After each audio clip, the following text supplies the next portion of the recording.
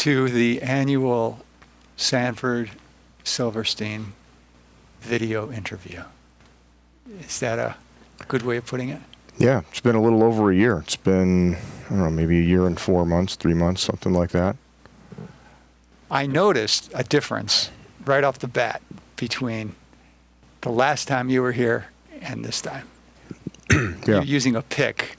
You're not using all your fingers. Yeah. And this was something you had to retrain yourself to do, right? Yeah, yeah. I'm still working on it.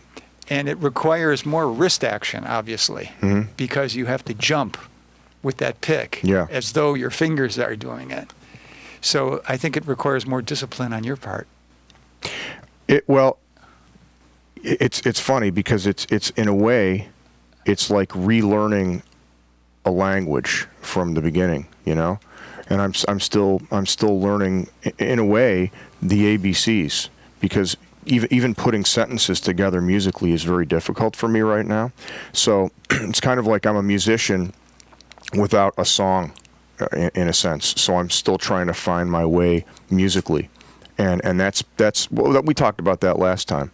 So that journey in the last year and 3 months or whatever it's been has been very rewarding, very frustrating, and I think I've learned more about the guitar.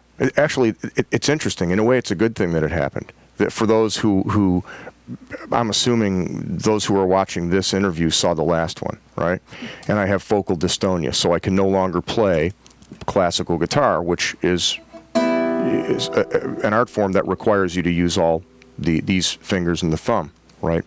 And dystonia prevents your hands from working properly, let's say. So I've had to retrain myself to play the guitar. And in a way, that has forced me to reacquaint myself with the instrument in a very intimate way. And I've had to learn the fretboard to a degree that I never had before. You know, so in a sense, it's been a very good experience for me. At one point, we were taking a night walk. Yeah. And I said to you, you bought that guitar, and now that guitar is leaning in its case in a corner. And what is it saying to you? It's saying, Sanford, I'm here. Please love me. Come back, love me once more. And you said, no, let me tell you what the guitar is saying to me every time I pass it. Every time I would pass the guitar, and it did sit and collect dust for a long time. I don't hear voices, by the way, folks, but it was telling me we're never going to have the same relationship ever again. And you're never going to be able to play me the way that you used to, you know? So that was a traumatizing experience for me. It was really horrible. It was just depressing beyond words. So I didn't want to play for a long time, and I let the guitar go. But, you know, it's been necessary. I realized if I wanted to continue playing, that I had to develop a new way of approaching the instrument, you know? So play with a new technique, so use a pick. And it's funny, that's how I started playing. Years and years ago, I had a great teacher, and his name was Tony Genovese, who was a guy, actually, he used to own Elmwood Music, which I don't think exists anymore. And he was one of the great teachers of my life. You know, every once in a while, a teacher comes along. You've been a great teacher to me, actually, and I've had a few of them along the road, and he was a real formative influence in my life, and it was through him. And now by that, some people could mean he taught me more than just music. Yeah, he did. Yeah, and he was a big inspiration. I mean, he opened my eyes to so much about culture and about art and about music. Okay, but he also taught me, or began to teach me, the secrets of the fretboard. And how to apply music theory to the fretboard, and how to improvise, and how to create your own music. And when I started playing classical guitar, I dropped that, and I started to learn music by rote rather than by inspiration or spontaneous creation, you know. And now I'm starting to do that again. So that's been really rewarding, because it's scary. You come up against yourself. to just the little noodling around I was doing, I was kind of improvising based on certain structures that I have returned to years and years later, if that makes any sense. You mean when you noodle around, it's like you revisit structures and you see where they take you? Mm-hmm. Yeah. Now, is music... I should ask you this. How would you describe the role that your love of music plays in your life? Well, to me, it's a tool for developing myself to make myself a better human being, you know? And it's also one of the few things when I play, I feel I'm being really true to myself. I'm authentically who I am. When I teach with my kids, I'm very much Sanford Silverstein. I mean, that's who I really am. And I think a lot of people are like that. We hide behind a lot of masks, you know? Mm-hmm. But when I play, I think the most authentic part of me is able to come out, you know? And that's why it's really important to me. So I think it develops you as a human being. It's also a great discipline. It's like sports. If you play a sport and you have to be in the gym every day and you have to work out, it teaches you discipline, and you can apply that discipline to everything else in your life, you know? So for example, when I was a kid, like so many young people, I'm not exceptional in this way. I think I was pretty directionless and I didn't have a lot of confidence, and it was the guitar, that gave me confidence to do other things. I know for a fact I wouldn't be teaching today if it hadn't been for this. No way. No. It really helped ground me and give me a great deal of confidence and a sense of identity.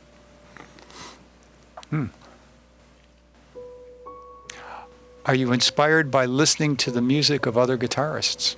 Yeah, but not many. And that's a good question, because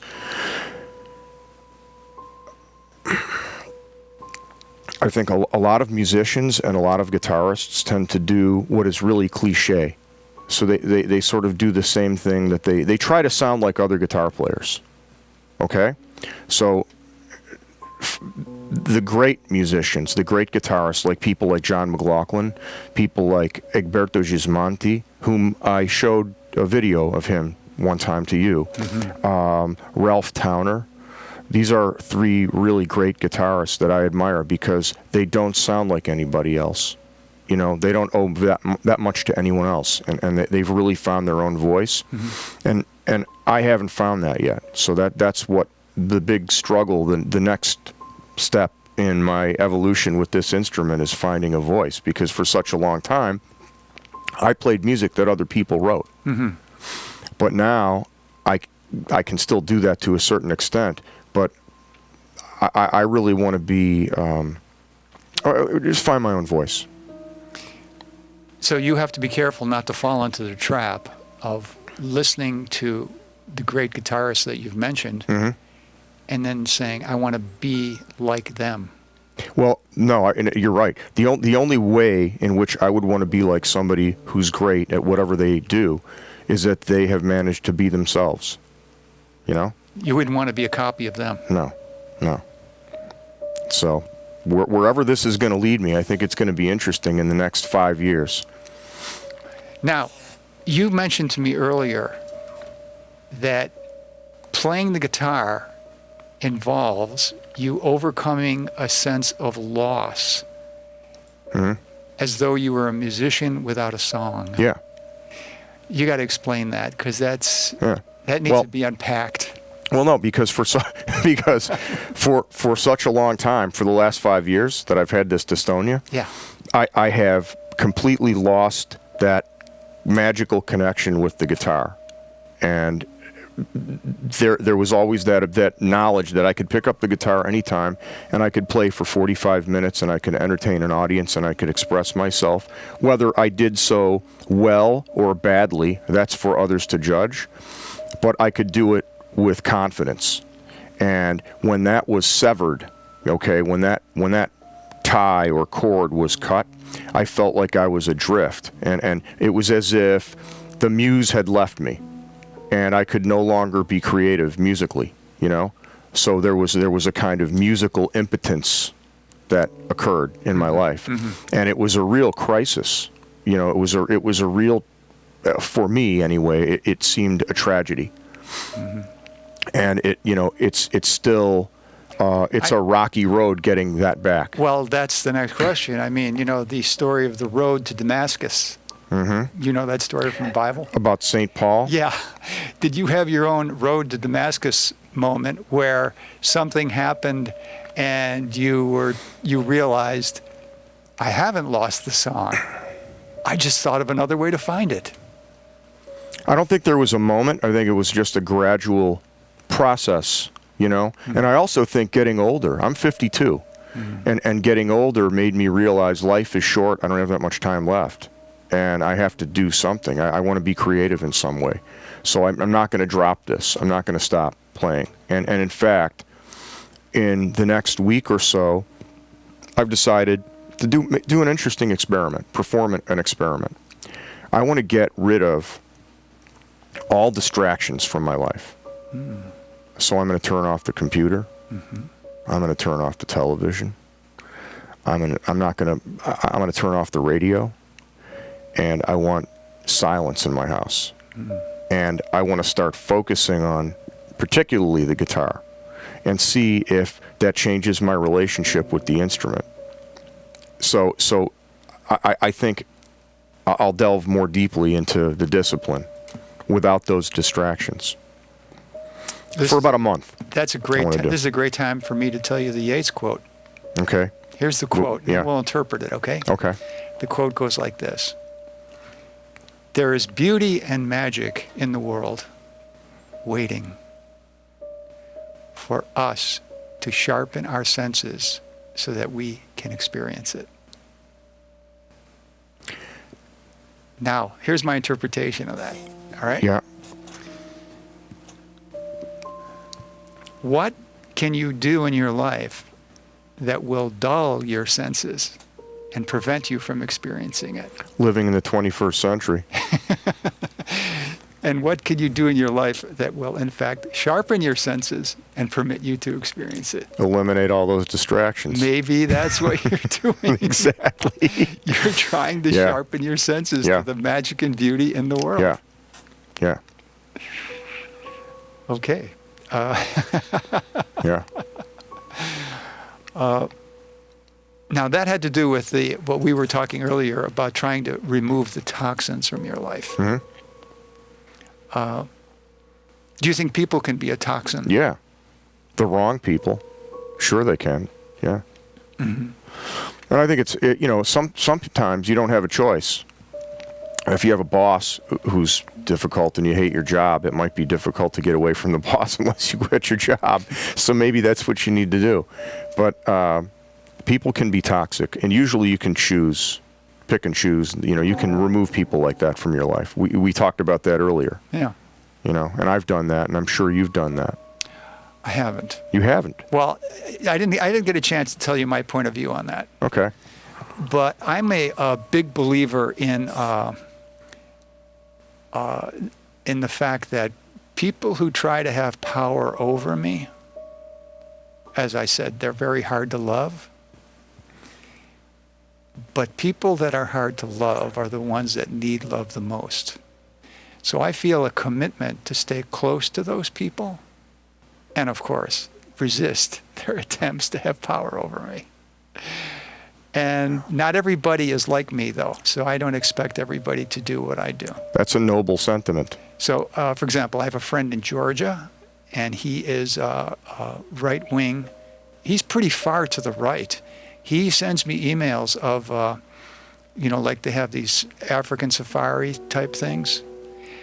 And would you drive your car right through and the animals come up, right? So he sends me a picture of this one family they drove through and all these monkeys hopped on the car, right? Yeah.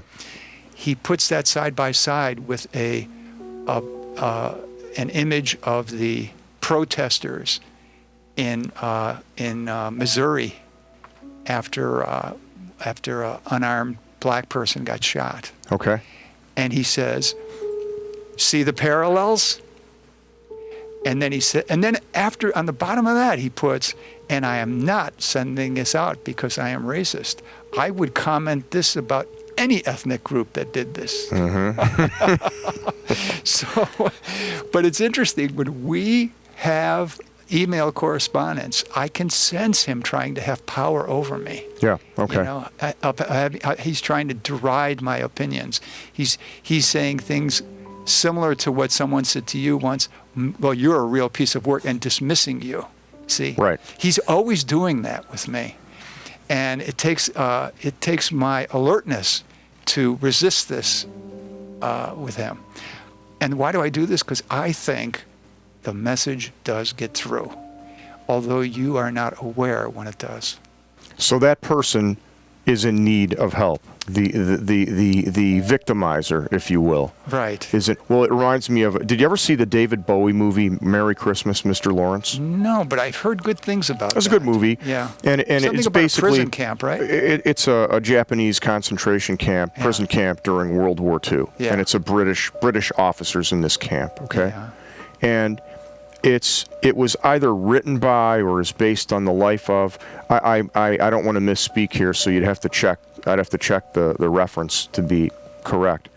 But it's based on, I think, the life of a guy from South Africa who was in a Japanese concentration camp. And this guy coined the term apartheid, allegedly. And his philosophy was that whenever these guards who committed real atrocities against British soldiers, he said he felt a sense of compassion for them, and that he made a comment once. I saw him in an interview, and I can't remember precisely what he said verbatim, but to paraphrase, he said that whenever you're in a situation and someone behaves in a cruel way, you're actually responsible for that person because they're not seeing things clearly. So they are to be pitied. And you have a responsibility to someone who is acting like a beast or an animal to someone else.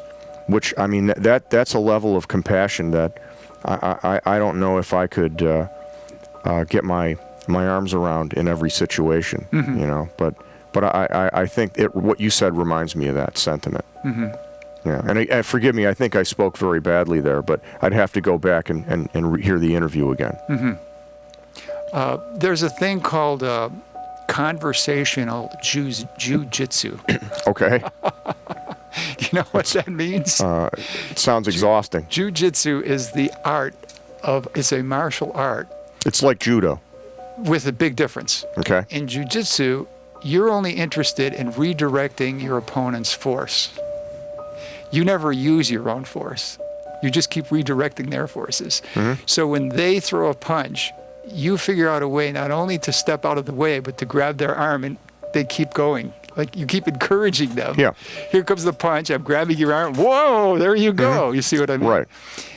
And there's a conversational form of that I work on, where when I'm having a discussion with somebody who is, say, trying to have power over me, I try to redirect their power past me, almost like so they will fall down in the process. I mean, I wish I could give you more examples of that. One thing that I do is I never take anything that they say personally. See? So in other words, if they were to say to me, "Oh, you're a real piece of work," Yeah. say they said that, my response would be, there are a lot of people in the world that are pieces of work. And the reason that there are so many people that are pieces of work has to do with the culture that we live in that confuses needs and desires. All right. See, we were talking earlier about living in a commercial, which essentially is what we do. I mean, when you drive home tonight, chances are you'll see a billboard. Everywhere you go. If you have the radio on, they're going to be trying to sell you something. Yeah. You see, magazines, you know, even the internet, Right. trying to sell That's you true. things in the margins. And then you have to ask yourself, gee, who organized a society where you're constantly being sold something all the time, and yet it's not going to have any impact on the development of your mind? Mm-hmm. That's not true. It is going to impact your mind.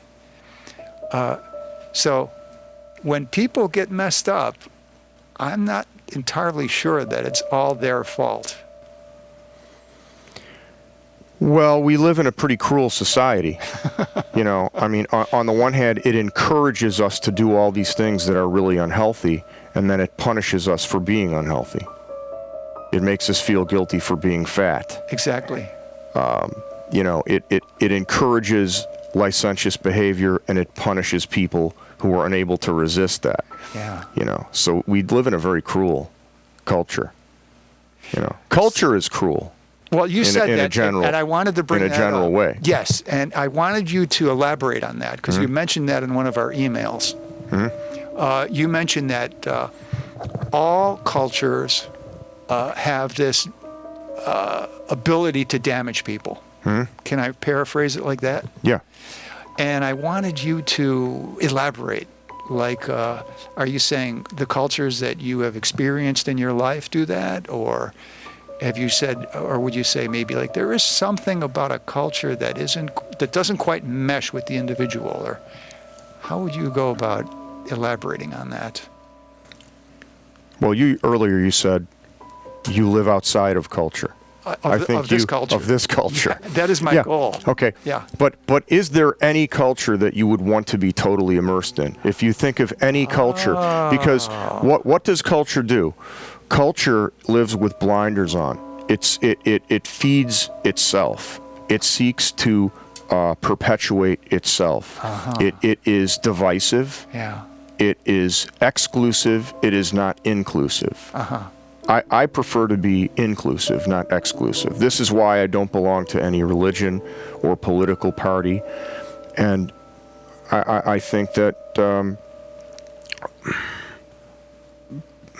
culture can have has a lot of poison in it. You know, Okay. it's a kind of a cult. That is, you know, it's us The and word the other. cult is in culture. It's us and the other. You know, and I have a problem with that. I'm going to have to give that some thought, because I didn't know that that's what you meant. And that's exactly what I meant. When you asked me, is there a culture that I would like to live in and then strive to be a part of? That really made me pause. Is there any one that you would want to accept hook, line, and sinker? Okay, all right. How about we discuss here a ethical dilemma, okay? Okay. Are you in the mood for that?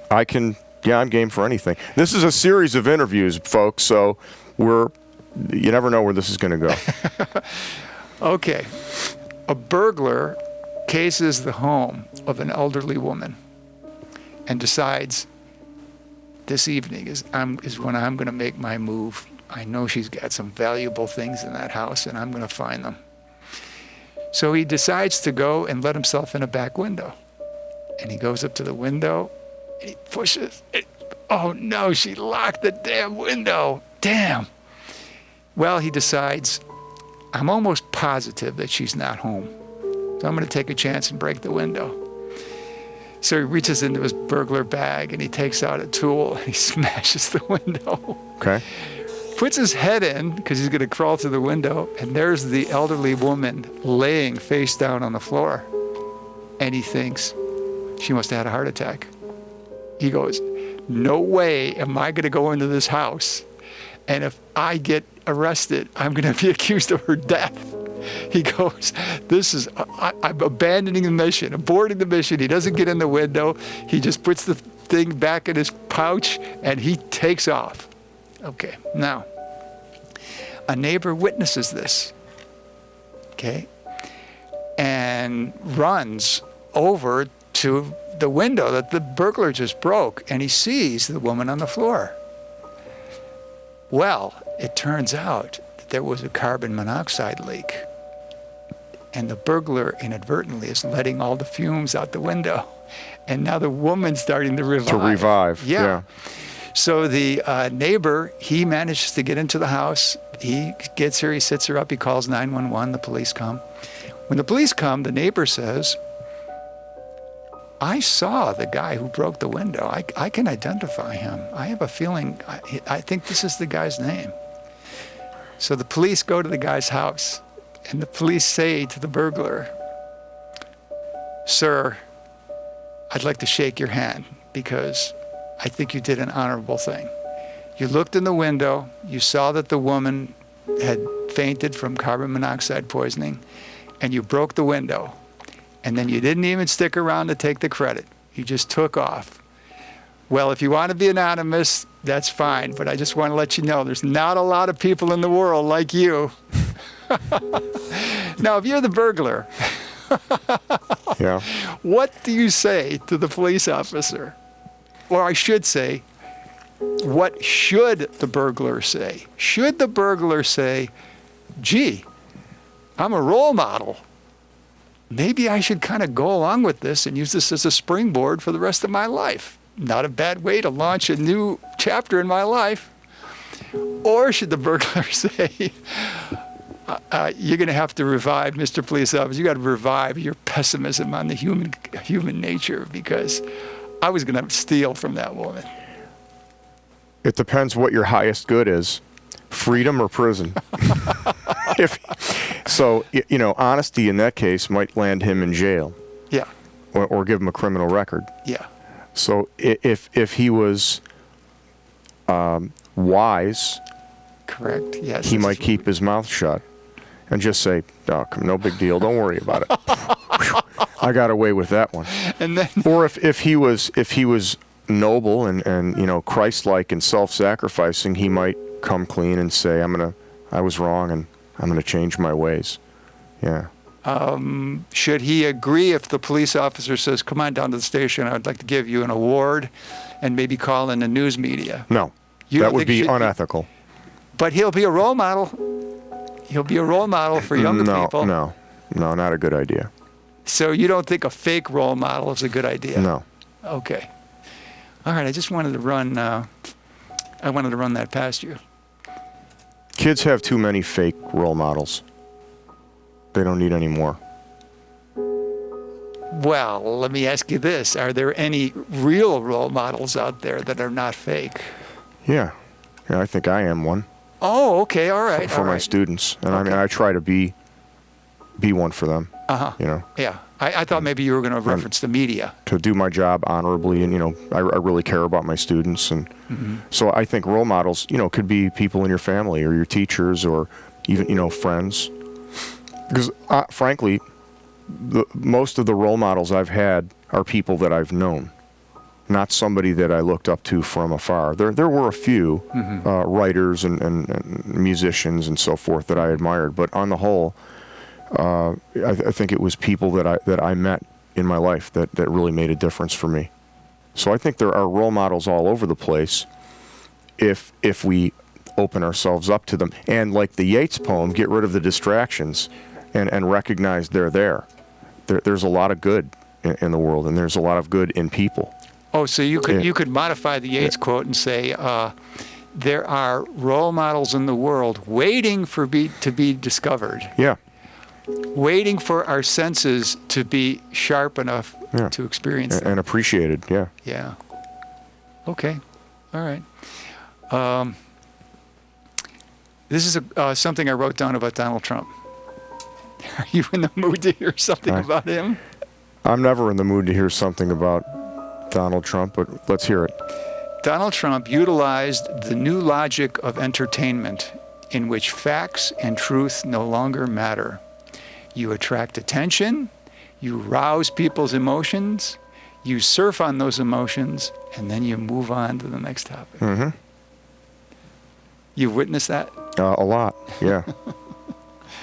Yeah, he's a real con man.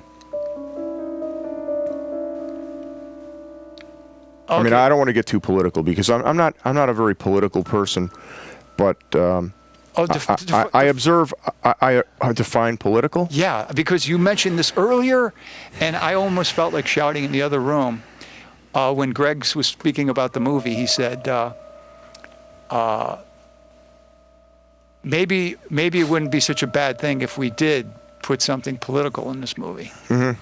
And I felt like shouting out, what is there that's not political? Yeah. Because for me, political means the relationships between people. Yeah.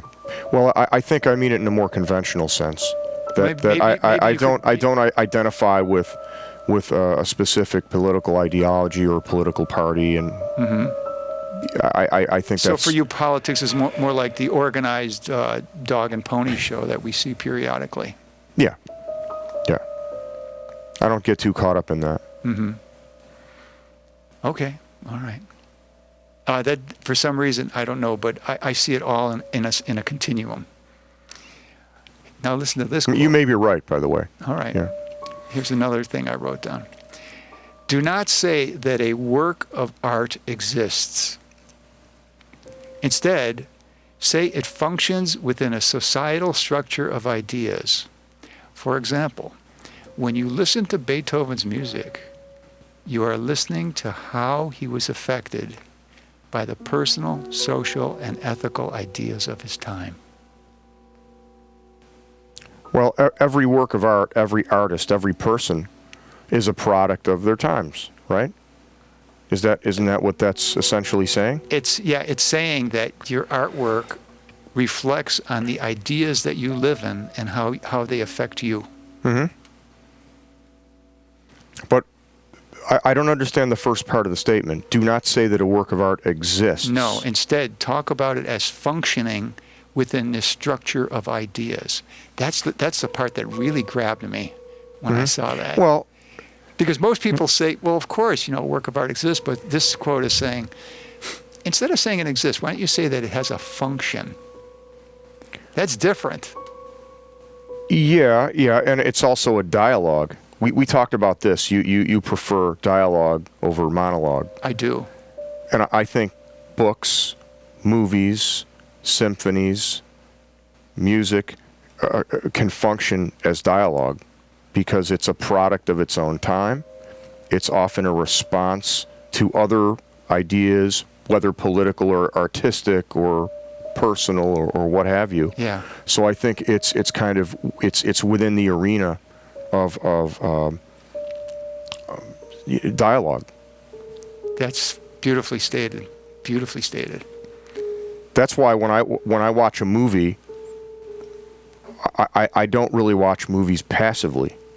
I watch it actively, and I think about how does it reflect upon. Look, when you look at a film or you read a book or you listen to a symphony, there are at least three ways you can look at it. From the time it was produced, and what does it say about the society in which it was made, okay? Yeah.